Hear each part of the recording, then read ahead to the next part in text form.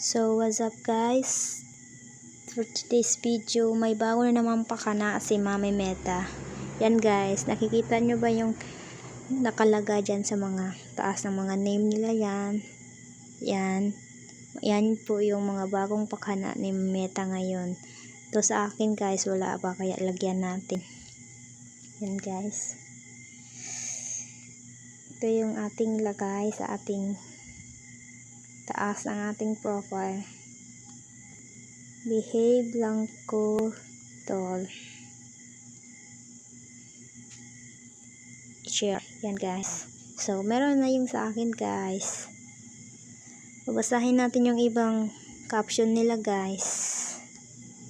Tingnan natin yung isa. Pwede na akong magtindog sa low for 1 hour. Yung isa naman is